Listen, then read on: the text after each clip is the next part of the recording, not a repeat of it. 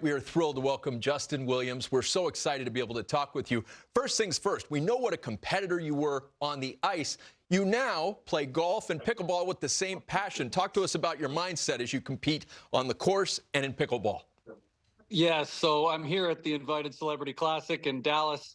And last year, I was in the final group with Tony Romo, who ended up winning, and I came up really small on Sunday. So that hurts me, but I'm back this year to hopefully get a little bit better and have a better finish. And on top of that, we just had a little pickleball exhibition here, which I, again, lost to Marty Fish and Mark Mulder. So things aren't going extremely well for me right now, but I hope that changes over the weekend. You see that picture on the screen. It's you and Rod Brindamore. Who's the better pickleball player? Yeah, I'm a much better pickleball player than Roddy, but he will grind you out. He will absolutely work his tail off. I'm sure you guys can understand that. Oh yeah, always. So Justin, you're Mr. Game 7. You got all this experience. How are you losing in critical matches on the golf course and at pickleball? This is not supposed to happen to one of the greatest all-time playoff performers that we've seen in our game.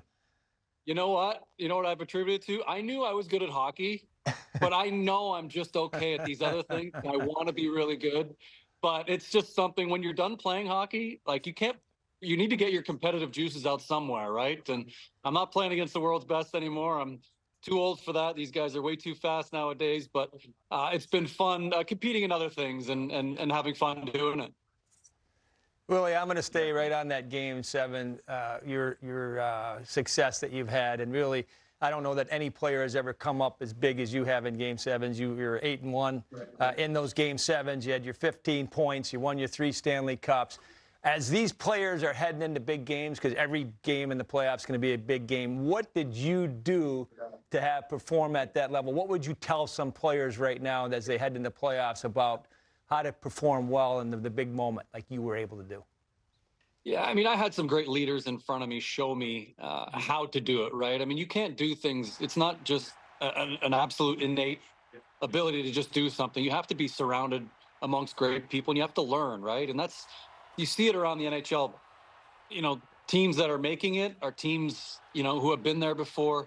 They're not just the luckiest teams in the world, but you know, for me, I wasn't really apprehensive, and I got some really good advice from a bunch of my coaches, but one of them, especially Peter Laviolette, he always said, let yourself be great. Don't let the magnitude of the moment that you're in make you tighten up, and go out there and get it. And that was kind of what I really preached to myself before games, and some good self-talk that regardless of what happens, if I mess up, it's okay, but I'm going to err on the side of enthusiasm and not apprehension. So it was fun playing in those games, and I certainly miss them. Very wise words. Sure. Yeah. That was a personal power. That was better than Tony Robbins, what you just said for the last 60 seconds. We're going to clip that off. I want to ask you about the 2 cups with the Kings. One of our hosts, me, is a huge Kings fan, and you are beloved by Kings fans everywhere for what you and the 12 and 14 teams did. When you think back to those 2 cup runs in a 3-year span, what's the first thing that comes to mind?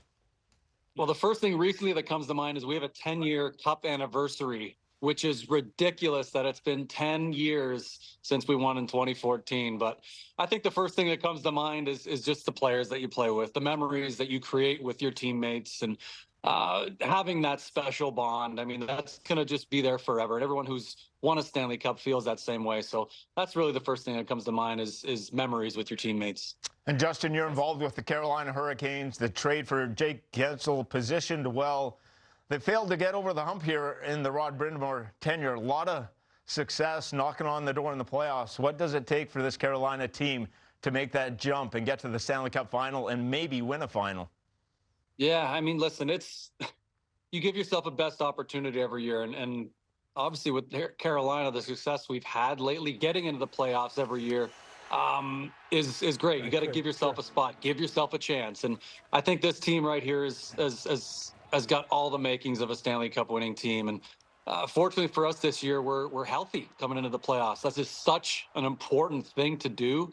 And quite, lucky at times to have a healthy lineup on game 1. So we're excited for that. We're excited with the addition of Jake Guentzel.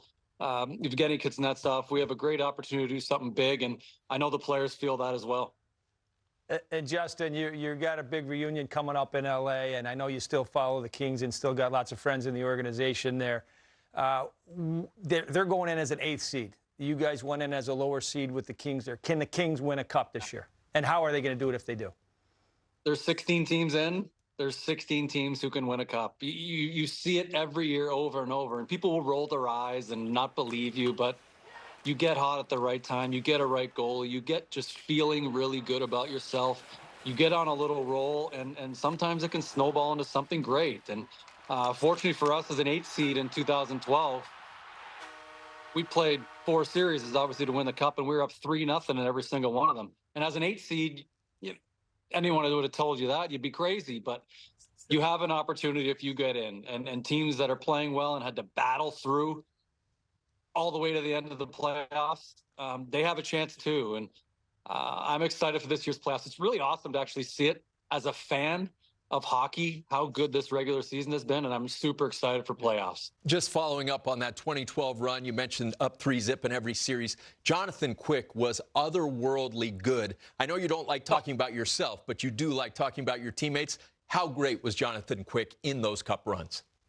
Yeah, the most dominant performance I've ever seen from a goalie ever. It was incredible. When we weren't sharp, he was sharp, and he did it every single night. And his name's on that Conn Smythe for a reason. And he's just got that kind of ability that doesn't leave you. And he didn't have a great last few years in LA, but obviously here in New York, he's done extremely well. And I wish him well in the playoffs, just, not against my Canes in the East. Understood. The winningest American-born goalie ever, Jonathan Quick. His legacy is intact and phenomenal. Thanks so much for joining us. We loved having you. Thanks, Justin. Thank you, you bet. And just one more thing about why I'm here. The Invited Celebrity Classic is there's free tickets out here in Dallas, so come on out and get it. And the main thing is they've raised over $500,000 for charity in the last couple of years. So it's big. It's on Golf Channel live on Saturday and Sunday. So hopefully I can get some airtime and be near the lead and get a hockey player to win this darn thing once in a while. We're rooting for you. Good luck with that, and thanks again for joining us.